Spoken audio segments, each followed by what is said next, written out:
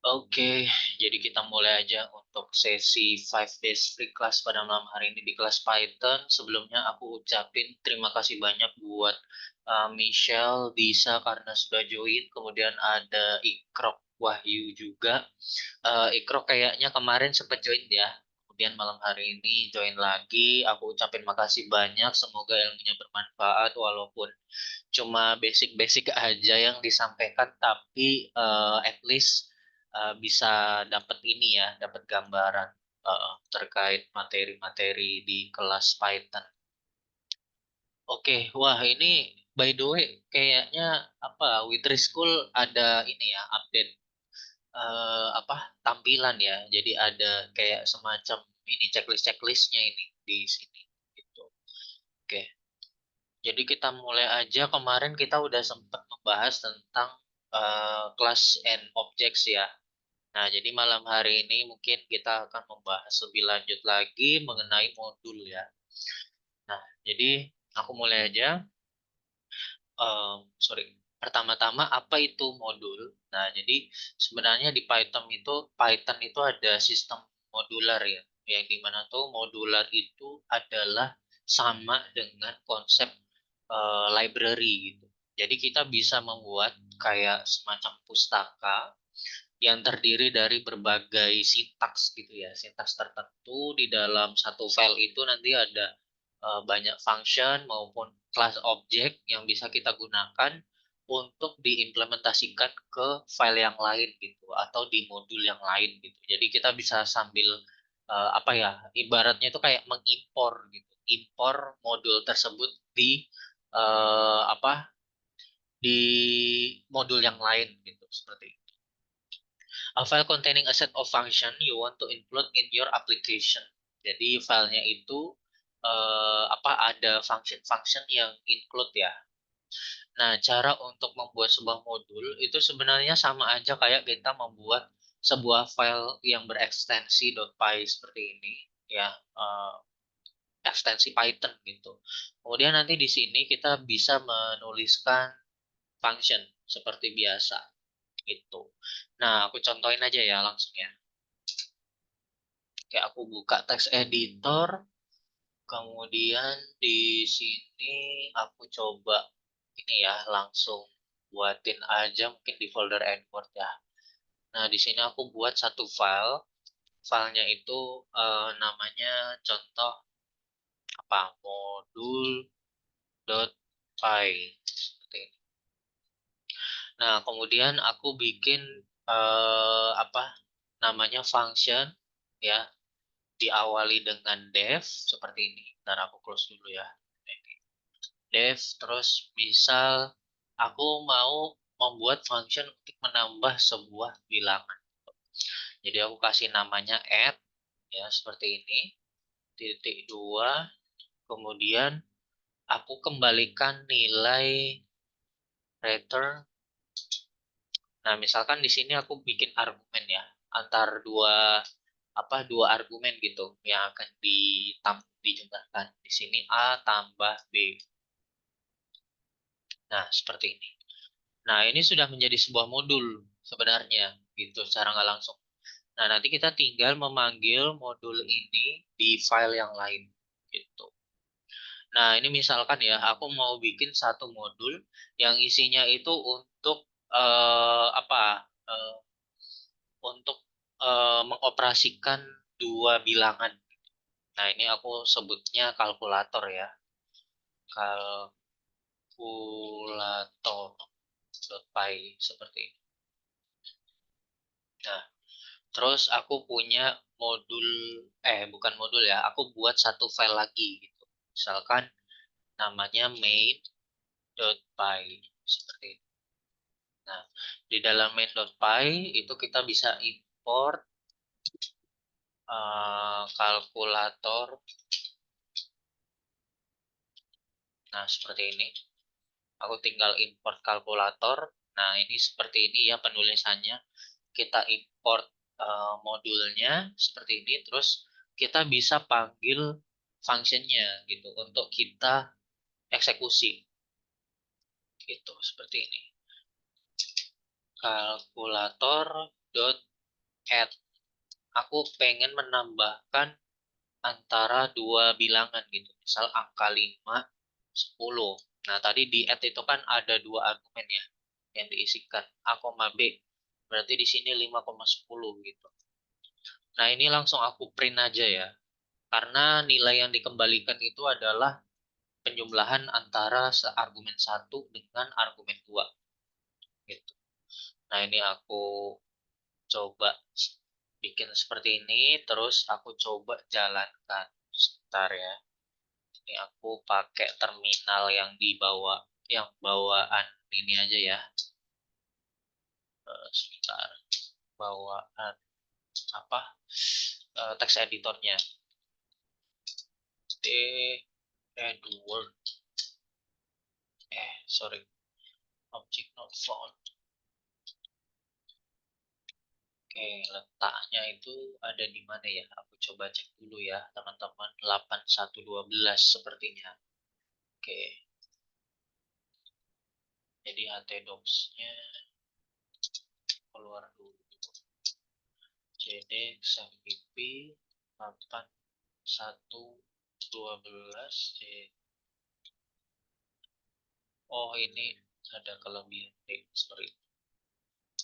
Nah, JD htdocs, JD Edward, terus Python main.py seperti.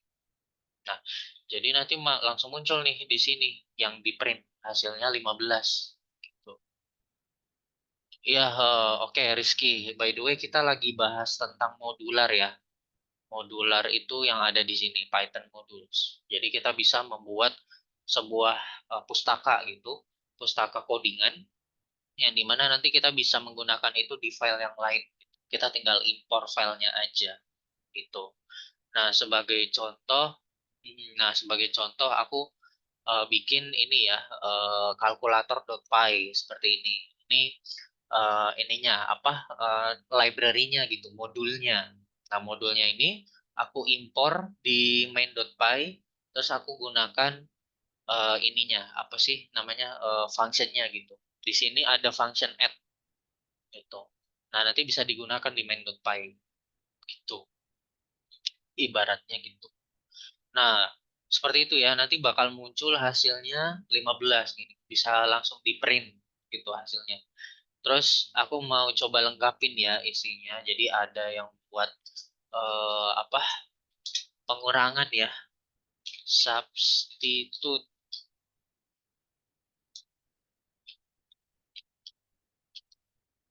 koma B,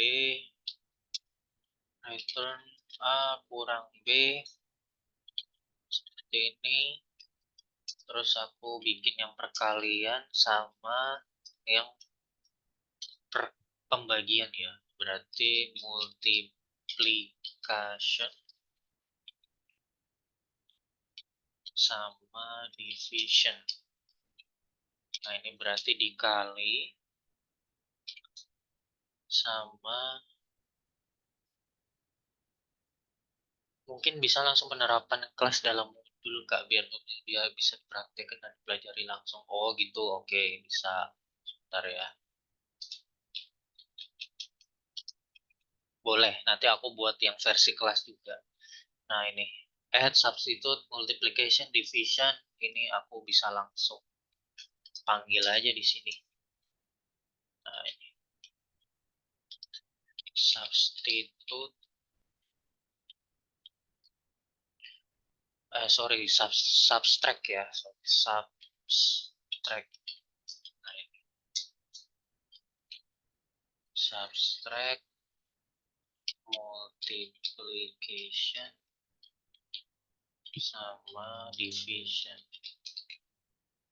pembagian. Kita coba langsung aja. Oh, ini kurang L, sorry, typo. Nah, langsung muncul ya hasilnya. Seperti ini penerapannya. Nah, misalkan aku mau bikin ini ya, yang dalam bentuk kelas gitu. Bisa. Jadi, kita tinggal buat aja kelas ini misalkan Kuta Bali gitu ya, kurang tambah bagi kali. Seperti ini. Terus aku pakai yang dev init kemarin ya. Nah, ini aku bisa ambil dari sini aja. Nah, ini.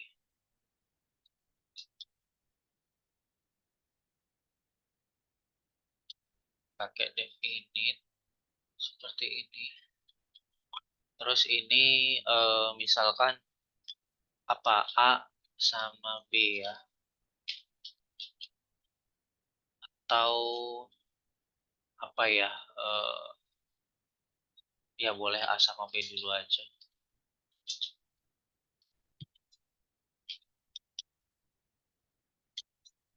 Nah, kayak gini.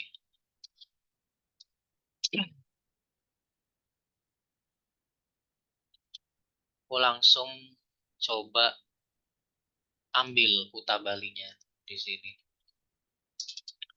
Aku instansiasi dulu ya, berarti eh, misalkan namanya apa, kalk, sepertinya sama dengan kalkulator dot Kuta Bali dalam kurung. Nah, kita baru instansiasi terus kalk dot a. Nah, aku langsung coba print ya. Ini nanti hasilnya seperti apa. Nah, di sini misal aku masukin angka 50,200. Terus aku mau akses yang A-nya. Coba jalanin lagi. Nah, langsung dapat ya yang A-nya 50. Terus yang B-nya juga seharusnya. Yang B-nya juga dapat ada 200. Tuh. Terus misal aku mau coba tes ya. Dev eh, basic print gitu. Maksudnya ngeprint biasa aja. Aku mau coba return string test seperti ini. Berarti nanti aku tinggal print dalam kurung calc basic print.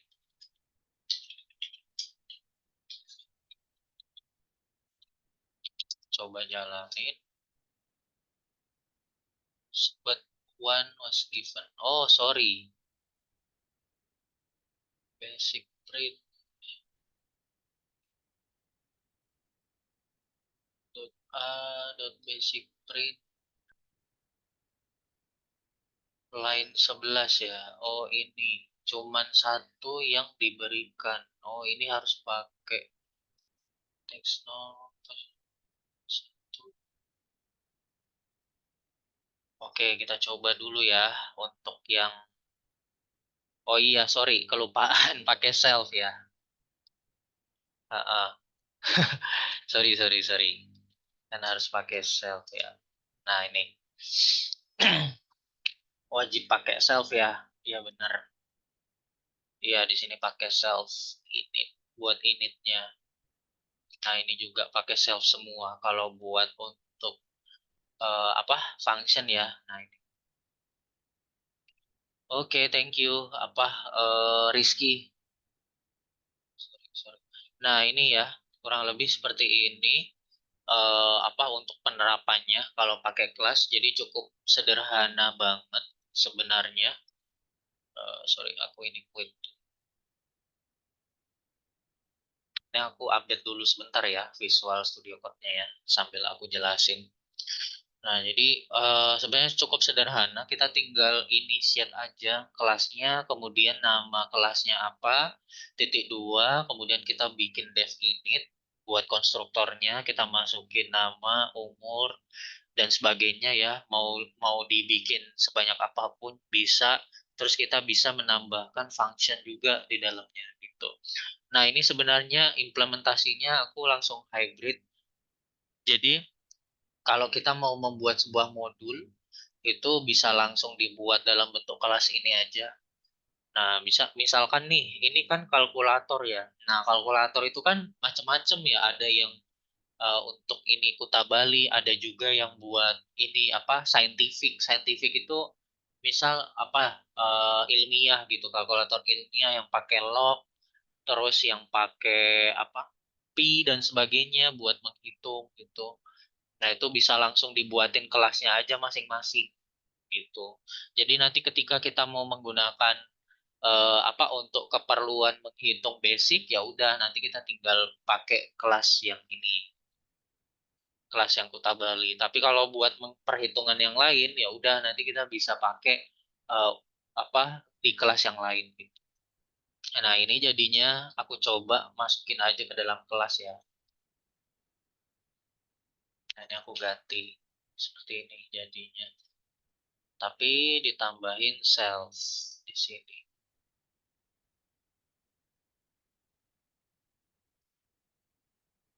Dikasih cells.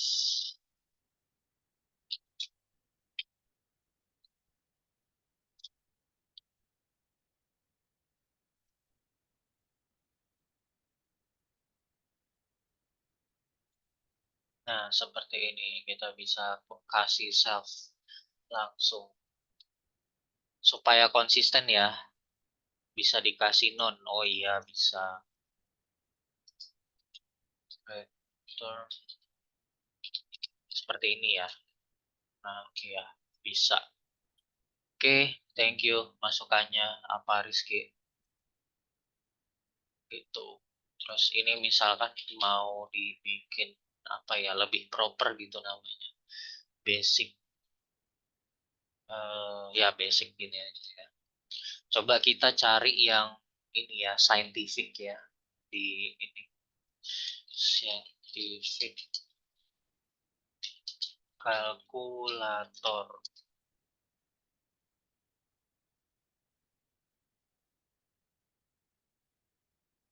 Nah, ini ada yang pakai cos, ada yang pakai log,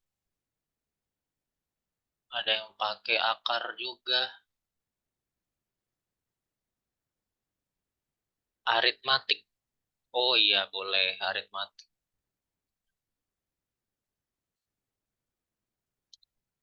Aritmatik ya, boleh. Atau mau dibikin berdasarkan ini aja ya kali ya, yang tipe data. Kan ada macam-macam ya di sini. Sebentar. Kemarin tuh di mana ya?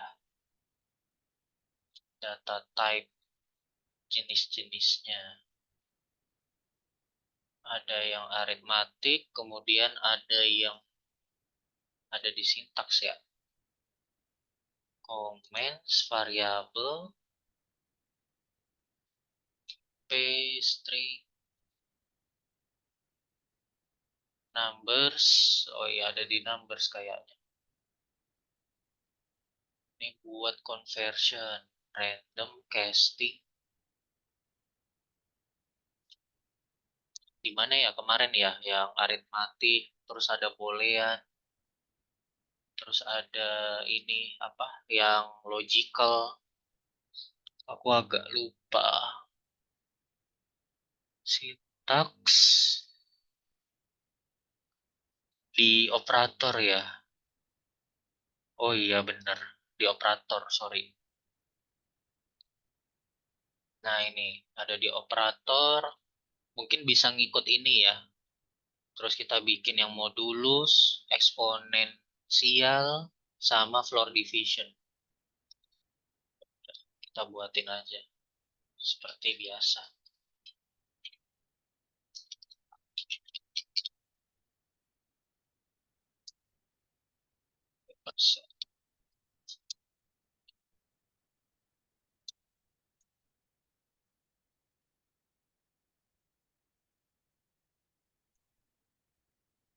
Exponentiation, floor division.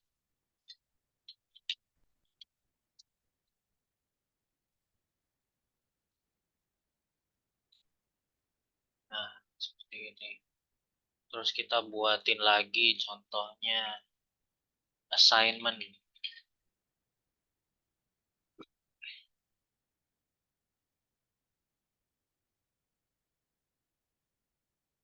Boleh dibikin. kelasnya sendiri. Ini biar konsisten. Kalau assignment itu berarti tetap ada dua ya, nilai awal sama nilai yang kita jumlahkan, apa incrementnya.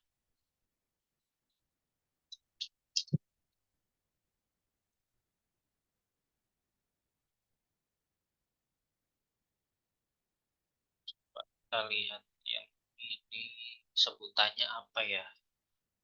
Ya boleh sama aja sih.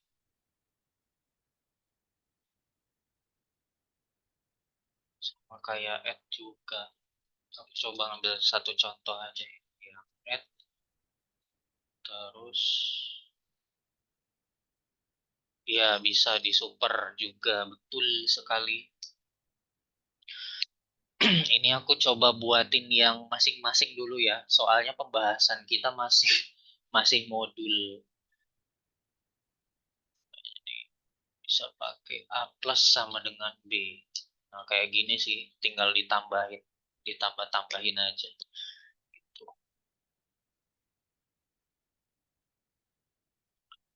Oke, nah terus kita lanjut lagi ya, dulu ya, ke mana lagi ya? Ke modul.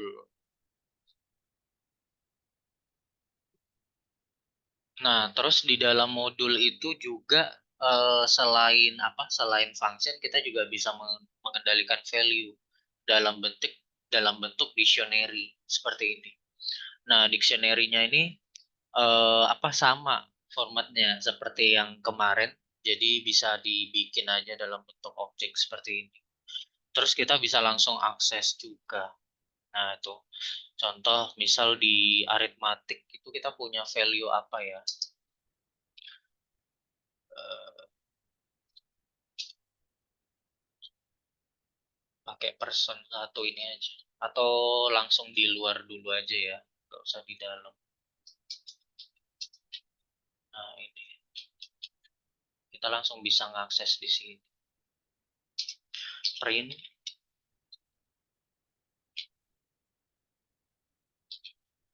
kalkulator person satu.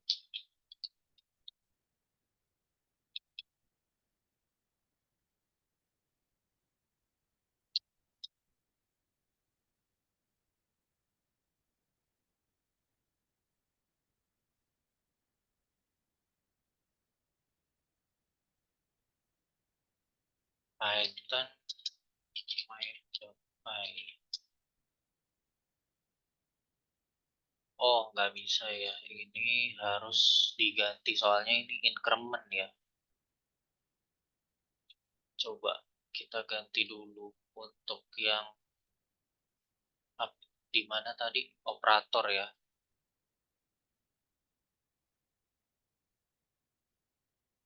Soalnya itu kan increment X sama dengan X plus 3. Terus kita return.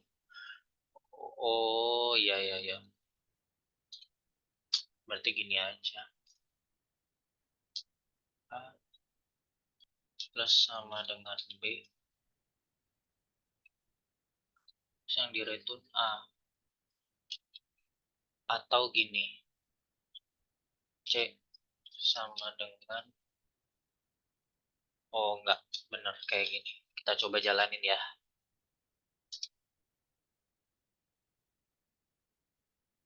Kalkulator. Oh iya, aku masih jalanin ini ya. Ini aku hapus ya. Oke.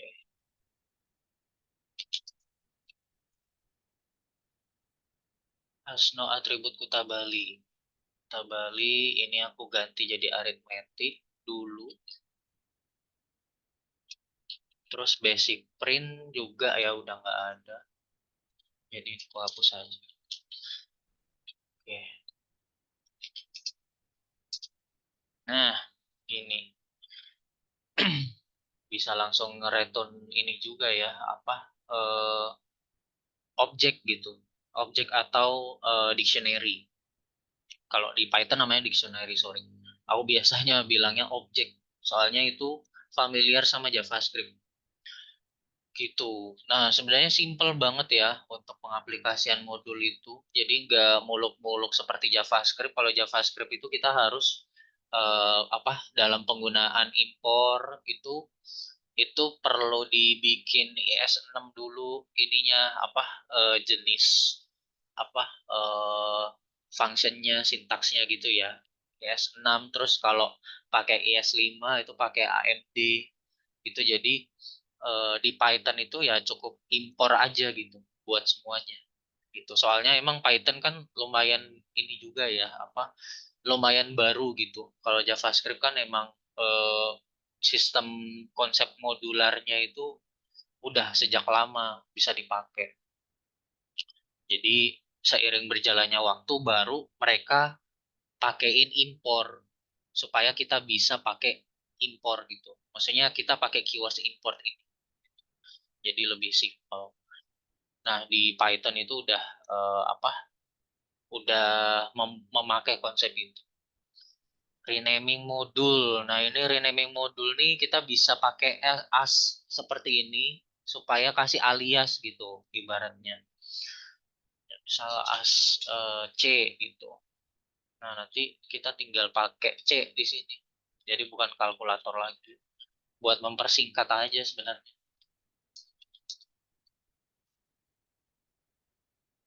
Oh, ini sorry C.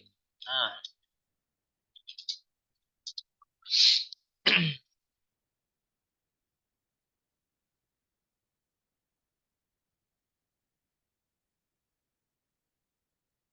itu terus ini juga ada yang bawaan dari apa? Bawaan dari Python-nya.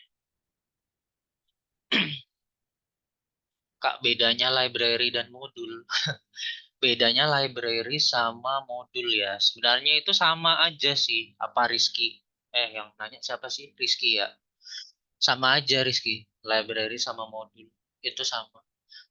Nih, consider a module to be the same as a code library. Jadi sebenarnya modul sama library itu sama. Cuman kalau library itu sebenarnya lebih ke ini, apa kumpulannya, kumpulan modulnya. Ibaratnya tuh gini, Riz, apa kalau di perpustakaan itu ada banyak buku kan, buku apa buat belajar gitu, belajar mata pelajaran apa, matematika, bahasa Inggris, bahasa Indonesia. Nah, buku-buku itu sebenarnya modul gitu. Nah, library-nya itu adalah ininya tempatnya gitu. Jadi kumpulan modul itu adalah library, kode library gitu. Same as a code library. Sama aja sih sebenarnya itu apa Rizky. Correct me if I'm wrong ya. Tapi aku punya ini eh, apa pemahaman yang sebenarnya itu sama. Nah, ini modul tuh ada yang custom dari kita, yang dari kita bikin, ada juga yang apa bawaan dari Python gitu. Contoh kayak ini platform. Nah, ini tuh udah bawaan dari Python. Nah, terus ini adalah contoh ketika kita mau melihat OS dari komputer kita gitu. Jadi bisa tinggal pakai platform.system seperti ini.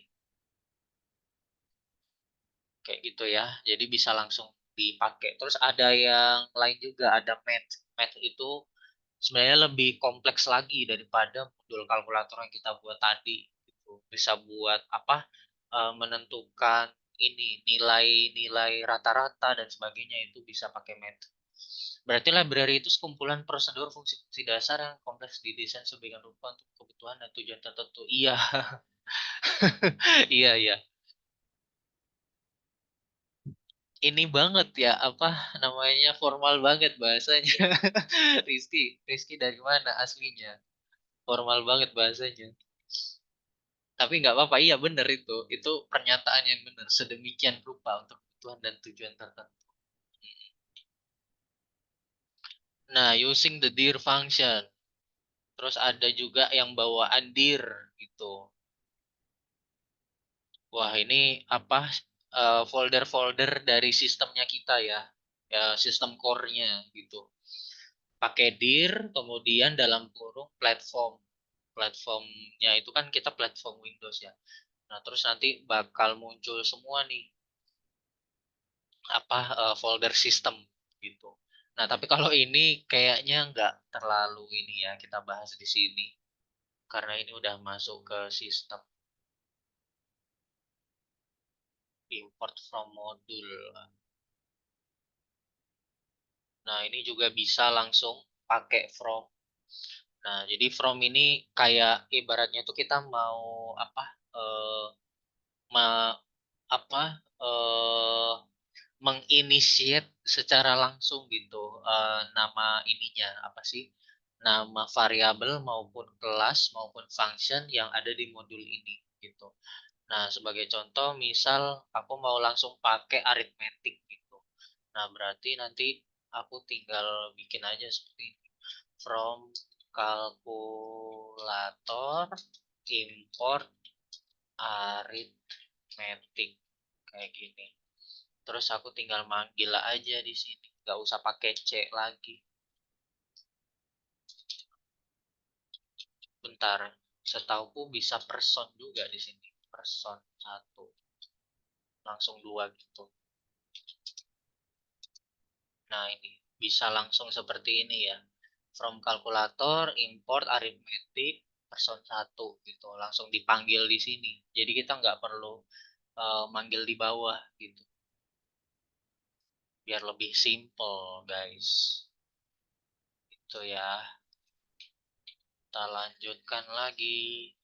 Kemudian kita masuk ke datetime ya. Nah, datetime itu sendiri adalah salah satu modul juga ya, modul bawaan dari Python. Nah, yang dimana tuh fungsinya untuk memanipulasi waktu maupun tanggal, bulan, hari, tahun gitu. Bagaimana cara kita menggunakannya? Nah, kita tinggal import datetime ya bawaan dari Python-nya, terus datetime.datetime.now. Nah, di sini agak aneh ya, datetime-nya dua kali gitu. Tapi emang kayak gitu ininya apa penggunaannya gitu. Ini adalah cara untuk mendapatkan waktu saat ini juga gitu. Pakai ini datetime.now gitu. Nanti dia bakal muncul hasilnya itu tanggal hari ini, jamnya, kemudian mikrosecondnya juga itu langsung muncul di sini. Gitu. Nah ini ya formatnya tahun, ya tahun, bulan, hari, jam, menit, detik, mikrodetik gitu. Nah terus, nah ini contoh yang lain kalau misal kita mau mendapatkan tahunnya aja, itu kita tinggal pakai ini aja. Nah, jadi yang now tadi apa yang format tanggal tadi itu sebenarnya udah dalam bentuk objek, cuman yang di return itu adalah nilai tanggalnya gitu, tanggal hari ininya. Nah, di dalamnya itu nanti ada beberapa variabel gitu yang bisa kita comot gitu istilahnya kita comot ya. Di sini bisa kita dapetin tahunnya tinggal pakai x.year ya. Terus ini strf time ini tuh adalah salah satu metode bawaan dari datetime yang dimana tuh fungsinya untuk mendapatkan apapun gitu. Misalkan hari, nama harinya. Nah, itu nanti ketentuannya kita pakai persen A besar gitu. Kalau mau dapetin bulannya aja, terus dapetin apa tanggalnya aja gitu, tanggal berapa itu bisa. Nanti ada rulesnya. Nanti aku tunjukin ininya ya. Apa apanya tabelnya gitu. Tabelnya udah ada sendiri gitu. Terus buat ngedapetin nama pendek hari itu juga ada formatnya sendiri. Nah, mungkin kita lihat aja langsung. Nah, terus kita juga bisa membuat our, own, date date object gitu. Misal tadi kan kita pakai datetime dalam dot now gitu ya. Nah, kalau misalkan custom itu juga bisa seperti ini. Nah, tapi secara jam menit sama detiknya itu defaultnya kosong karena kita nggak mengisikan apapun di sini gitu.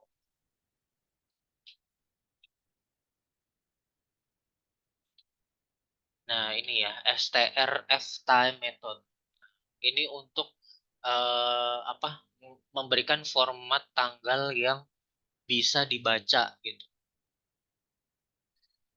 F itu format. Nah, jadi contoh kayak ini ya. Aku punya tanggal 2018 ya, bulannya bulan 6 tanggal 1. Nah, berarti kalau kita mau dapetin bulannya, nama bulannya ya udah pakai persen B. Persen B itu berarti di bulan 6 itu bulan apa gitu. Nah, ini di sini outputnya bulan Juni gitu ya. Nah, ini untuk apanya formatnya. Jadi persen A kecil itu untuk hari ya yang short version aja tapi ya misalkan hari Rabu berarti Wednesday berarti wet. Itu persen A itu untuk yang lengkap. Persen W kecil itu untuk hari dari Senin dari apa Minggu ya kalau ini ya nol itu Sunday gitu. Dari Minggu sampai hari Sabtu gitu. Nah, kalau misalnya hari Rabu berarti 3 karena kan 0 Minggu, terus Senin 1, Selasa 2, berarti Rabu 3 gitu ya contohnya. Persen D kecil itu untuk tanggal di bulan tersebut ya. Misal tanggal 1 sampai 31 itu bisa dapat persen B kecil itu nama bulan huruf kecil gitu ya. Nanti bisa dibaca lebih lanjut di sini. Terus ada format antemeridium sama postmeridium. Jadi misalkan mau pakai format ini ya, bukan yang 24 jam gitu, pakai yang 12 jam. Nah, tapi 12 jam itu kita bisa mengetahui ini jam satunya 1 pagi apa 1 siang gitu, pakai AMPM formatnya, pakai persen P. Terus persen M, ini berarti menitnya, secondnya, mikrosecondnya, jadi sangat detail gitu ya. Nah, ini lebih ke standarisasi format waktu yang digunakan ya ada UTC offset gitu ya yang daerah Greenwich gitu kenanya yang daerah Jakarta itu nanti plus 7 atau plus 100 dan sebagainya. Nanti teman-teman bisa baca-baca gitu. Nah, ini untuk yang format date ya. Oke, kita lanjut lagi mungkin ke match ya. Nah, ini mungkin kita sampai di string formatting ya, kita coba ya. Nah, Math itu juga bawaan dari Python juga ya, salah satu modul juga that allows you to perform mathematical task on numbers. Nah, ini misalkan kita mau menentukan ini ya min sama max gitu dalam deretan angka gitu. Kita bisa pakai min sama max seperti ini. Gitu. Nah, di sini kita nggak perlu import modul math-nya karena udah langsung berjalan ya,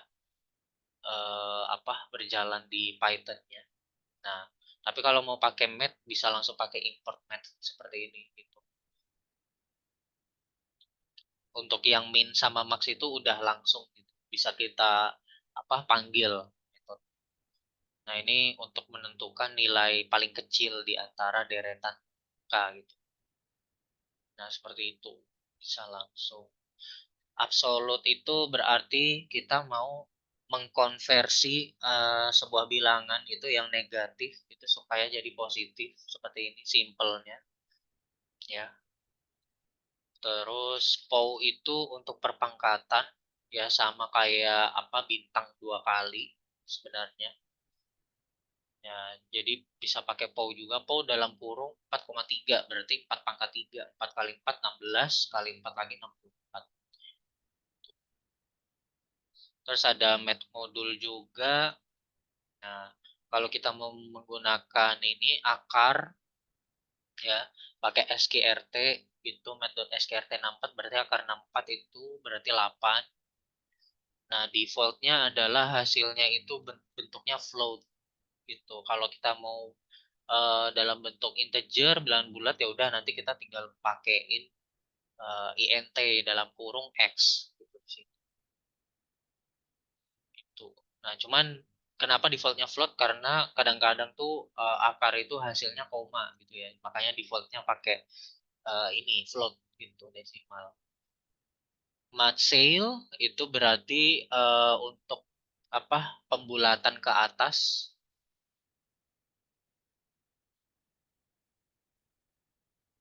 Kak mungkin bisa dicoba untuk power bisa pakai recursion method yang pakai def dan return ke fungsi itu sendiri.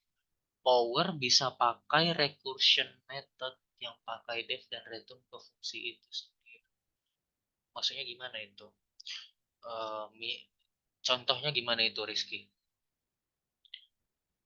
Misal aku punya 5 terus 3. Nah, aku mau bikin pakai function gitu ya maksudnya ya. Buat mengalihkan itu gitu maksudnya. Berarti 5 dikali 3 kali gitu. Gitu maksudnya. Recursion recursion method itu berarti ini apa metode yang dijalanin secara berulang gitu ya.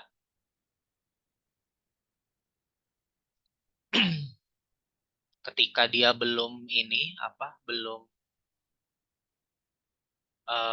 belum misalkan 5 pangkat 3. Nah, berarti kalau dia belum 3 kali perkaliannya itu berarti dia bakal mengeksekusi sintaks yang tadi gitu. Nah, itu buat apa by the way? Kita kan udah ada ini, udah ada mau dicoba aja gitu. Boleh. Ya udah, ya udah, nggak apa-apa deh. Misalkan aku punya power gitu ya. Power berarti hmm, apa? Berarti A, B gitu. Titik dua. Terus di sini ada kondisi gitu. Ada perulangannya dulu kan. For X in range B. Ini.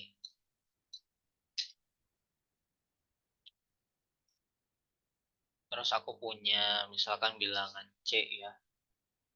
C sama dengan 0. Gini. C sama dengan berarti gimana? Mau dibikin A dikali A gitu ya? Atau gini deh. Aku paham sih maksudnya. C sama dengan A.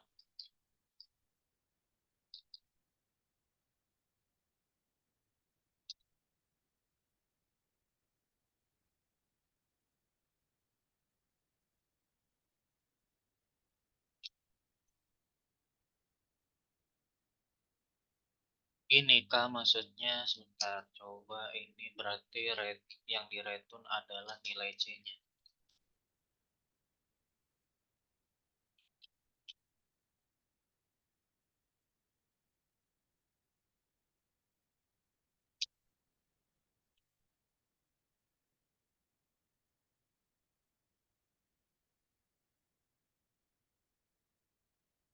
Ini kah maksudnya?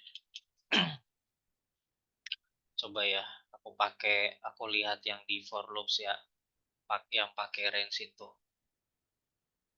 Nah ini. Nah misalkan aku bikin 5 pangkat 3 gitu ya. Nah berarti yang aku masukin itu adalah eh sampai saya bentar. 0, 1, 2, 3, 4, 5.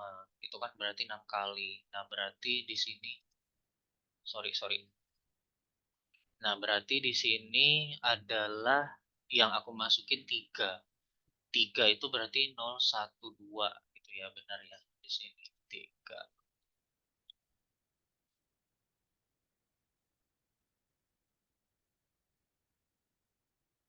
Nah, ini ya, misalkan 5,3. Berarti C-nya itu kan 5, ya. 5. Terus di sini 3 kali diulang. Nah, berarti C-nya itu sama dengan C sama dengan 5 dikali 5, 25. 1. Terus nanti yang kedua 25 kali 5 lagi. Itu. 25 kali 5, 125. Terus dikali lagi. Terus diretun C. Itu. Aku coba dulu ya. Faktorial. Coba aku print yang ini ya.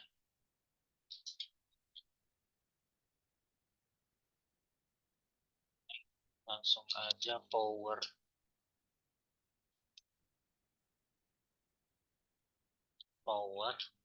dalam kurung 5,3.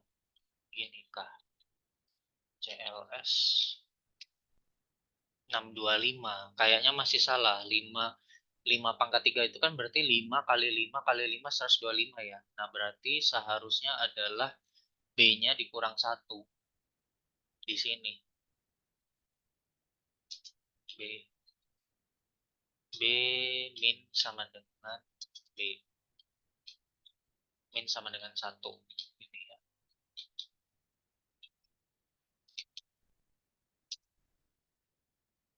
Nah, gini.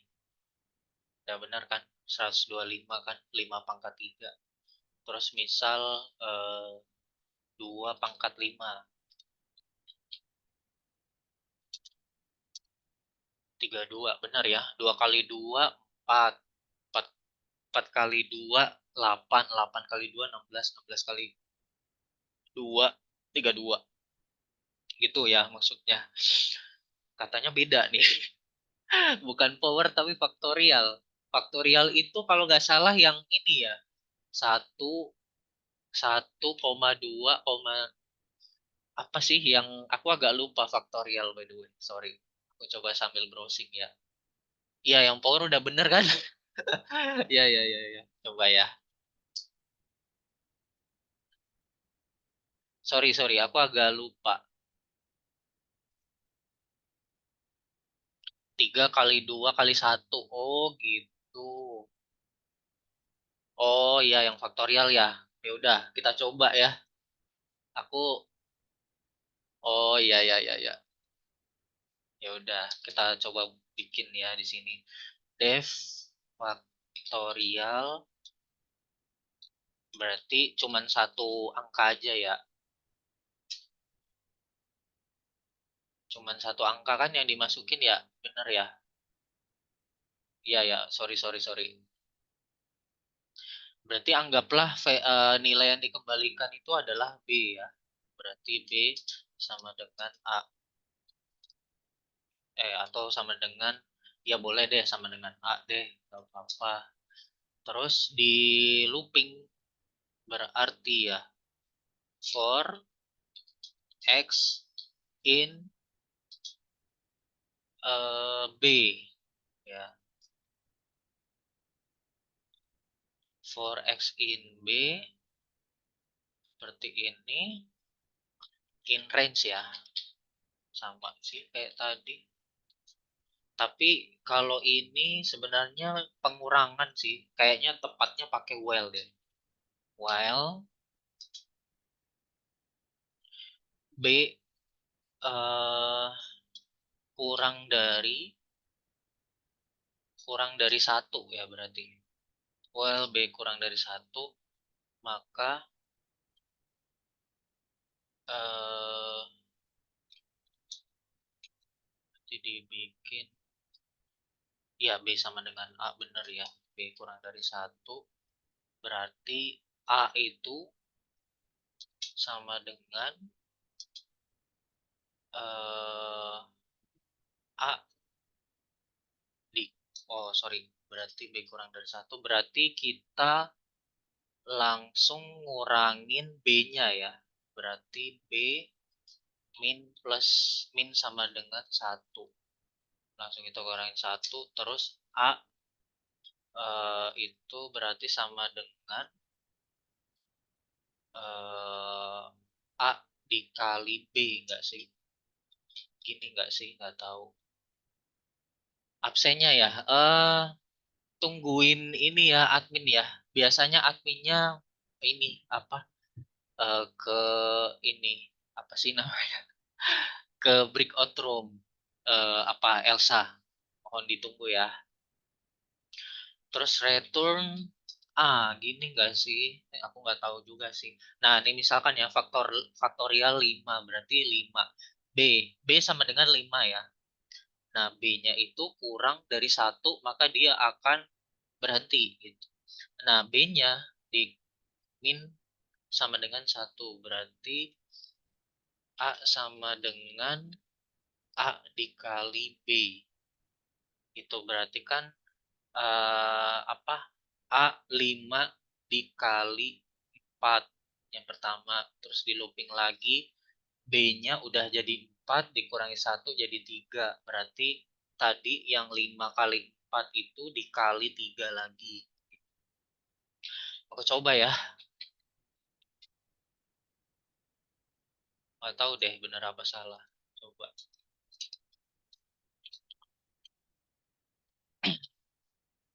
Faktorial dari 5.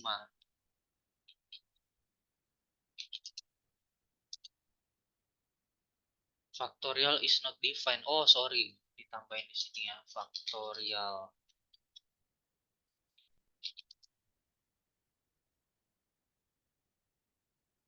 Faktorial 5 5. Oh, salah. Sepertinya aku harus mengubahnya jadi value yang lain. Tapi tunggu dulu. Kita coba dulu yang di sini ya. Kita print B-nya.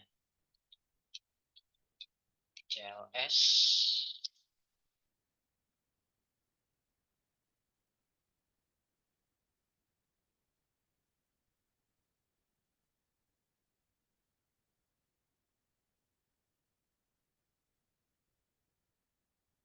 Kayaknya yang udah jadi yang punyamu. Bentar, jangan dikasih tunjuk dulu. Coba gimana punyamu, aku cek ya.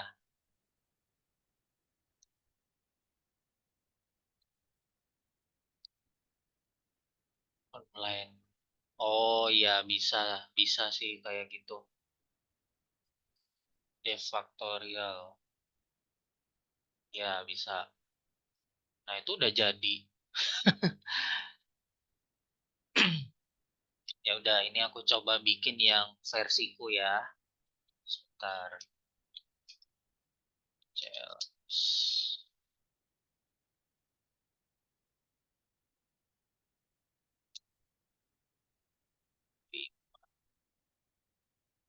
Faktorial 5 yang dari return A. Berarti ini will be kurang dari satu.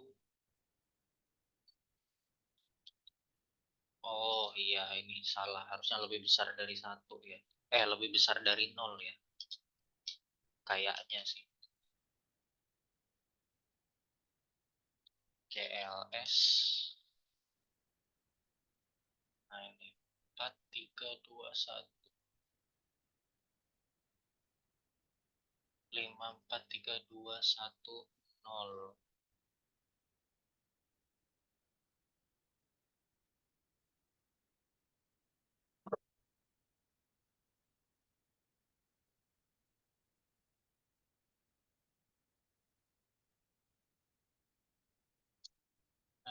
Berarti value sama dengan 0. Ini aja ya.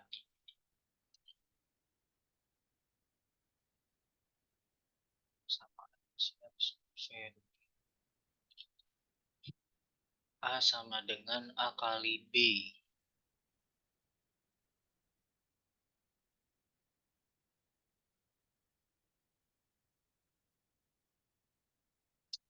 Coba aku print langsung di sini.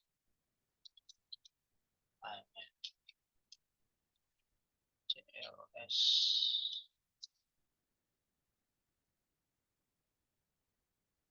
misalnya 0. Oh iya, soalnya dikali 0 ya. Lebih besar dari 0. Berarti lebih besar dari 1. Sepertinya. Nah ini benar nggak hasilnya 120? Benar nggak Rizky?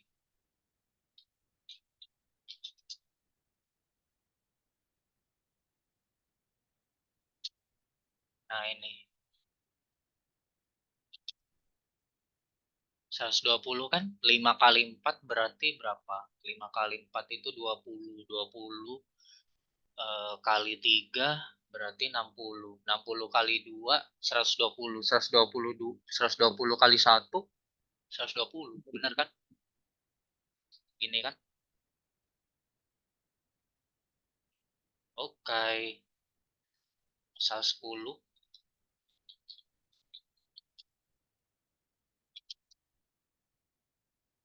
Benar. 3628. Banyak banget ya. Gitu. Nah, gimana? Kira-kira sama nggak? Agak beda ya. Kalau Rizky di sini pakainya if ya. If val sama dengan satu, return satu, else return. Oke, tunggu dulu. Yang dimasukin 4. Berarti 4 kali faktorial. Oh, ini dibikin rekursif ya. Rekursif faktorial ya.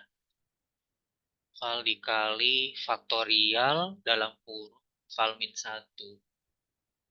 Oh gitu. Kalau pakai rekursif apa nggak ribet, Riz, di sini? Recursion. Oh iya, ini emang tugasnya recursion ya di online GDB-nya ya. Tapi sebenarnya bisa dibikin ini aja, dibikin ini apa looping gini aja sebenarnya sekali. Pakai logic sih sebenarnya. Rekursif juga pakai logic sebenarnya. Dia akan menjalankan apa? Menjalankan ini programnya itu. Nah, ini return dia akan terus-menerus menjalankan ini sampai value-nya itu satu. Kalau value-nya itu tidak satu, dia akan menjalankan terus rekursif terus gitu. Aku tahu sih maksudnya gitu. Nah, tapi eh kalau rekursif itu oh coba-coba ya, heeh. Kalau rekursif kudu hati-hati ya, Riz, soalnya kalau misalkan nanti ada kesalahan input angka, dia bisa jalan terus-menerus gitu. nggak nggak ini nggak apa angkanya itu nggak saat nyampe nyampe angka satu gitu takutnya sama ini sih aku nggak tahu ya mungkin kalau secara prakteknya dia dia itu kan menjalankan function ini ya secara terus menerus gitu nah kalau ngejalanin function ini otomatis dari segi memorinya itu memakan cukup banyak memori karena langsung satu satu blok gitu yang dijalanin.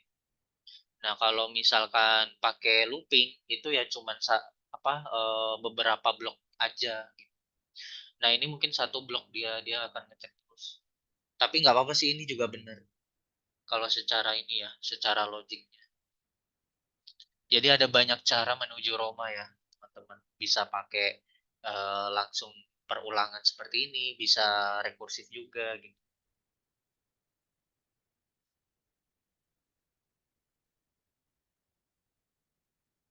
Waktu paruh radiasi itu apa itu? Aku nggak tahu. Tidak bagaimana kalau coba untuk menghitung waktu paruh radiasi. Aku nggak tahu itu. Itu adalah sebuah apa? Sebuah kasus kah atau rumus?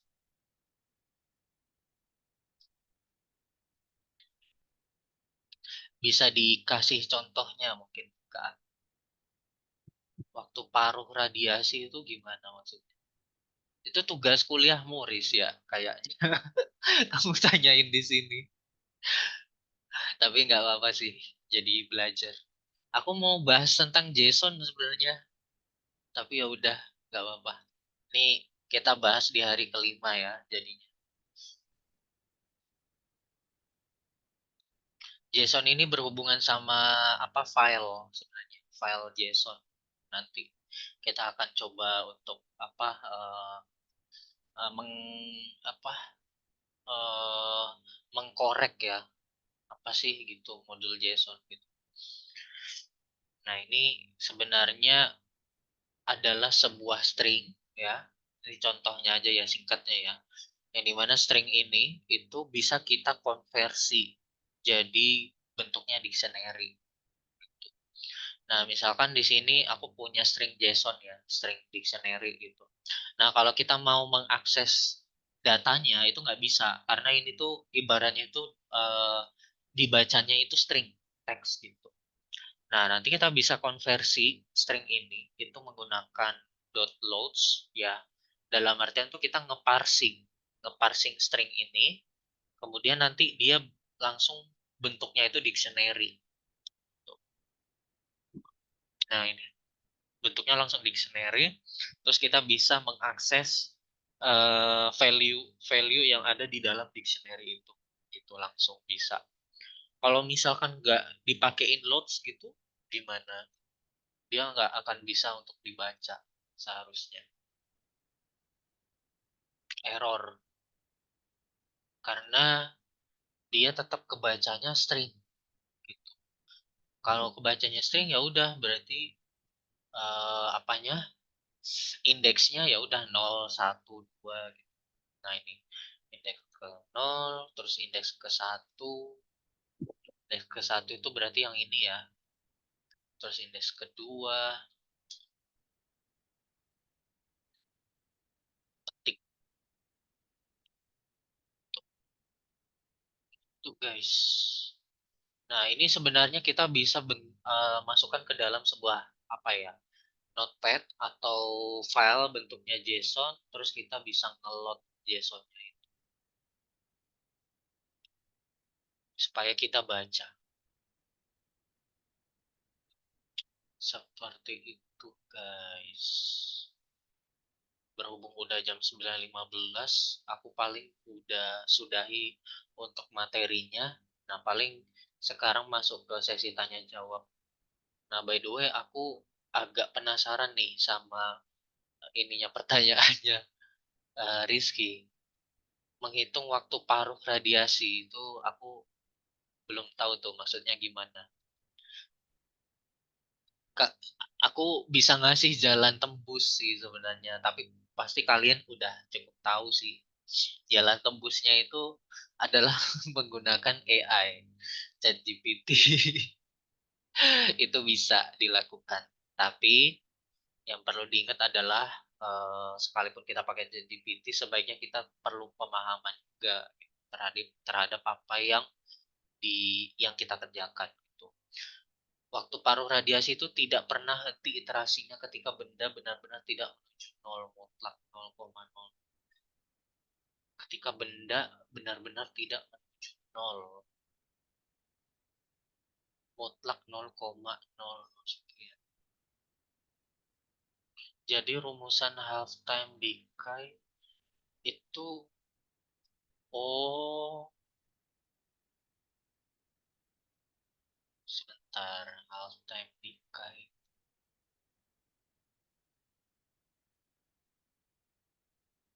time in multiples of waktu paruh number of apa ini nuclides pakai while. Ini tuh apa ada hubungannya sama ini ya? Apa eh apa sih? Waktu eksekusi secara sistemiknya ya. Ketika kita ngelooping sebuah data, ketika kita melakukan perulangan tuh dia ada waktunya gitu ya atau gimana?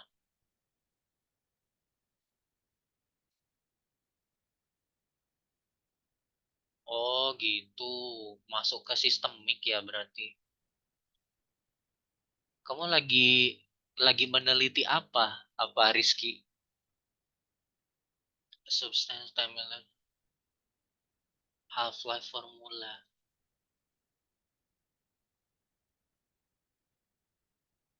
Oh, iya iya iya iya.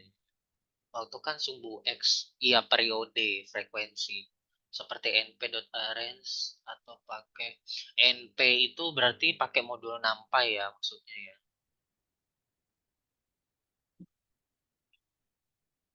Atau pakai for E in range. Iya, maksudnya gimana itu? Yang mau dibahas apa berarti?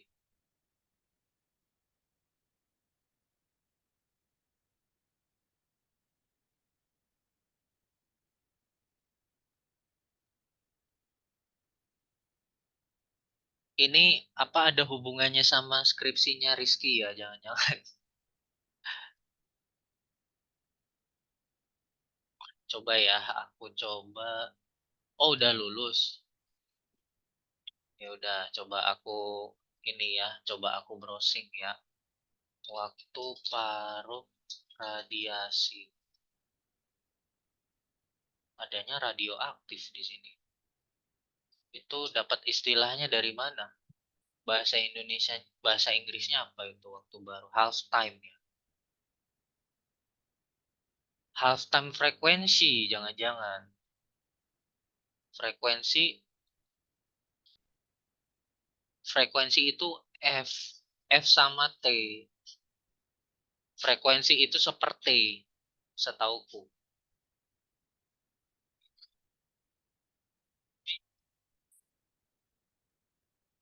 Intinya ntar kita buat rumus itu supaya kita bisa memetakan bagaimana pada waktu di benda radiasi tertentu. Aku masih belum nangkep sih maksudnya radiasi itu radiasi apa? Radiasi cahaya, elektromagnetik atau apa? Artinya dalam variabel tersebut apakah ada yang memiliki pengaruh cepat supaya efisiensi hasilnya dapat menuju atau menyentuh nilai nol? Ini mata mata pelajaran apa, Rizky? Mata pelajaran apa ini? Informatika atau fisika atau matematika atau apa? Coba biar aku bisa lihat. Mata pelajaran asik-asik. Ih, kamu sengaja ya bikin bingung ya?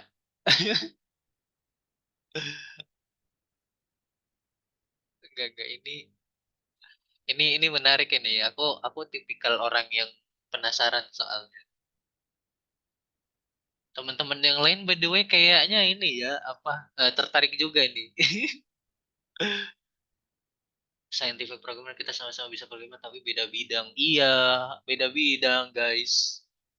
Apa mungkin Rizky scientific ya.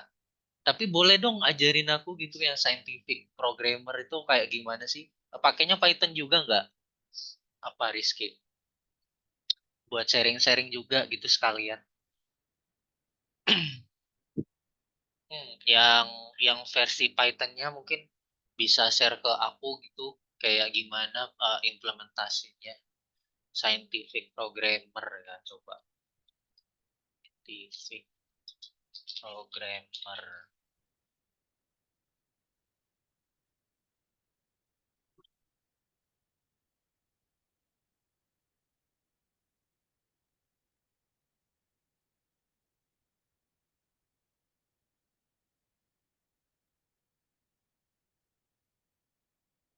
Nggak apa-apa boleh sharing-sharing aja kalau ini contohnya gitu scientific ini gambarnya hilang semua.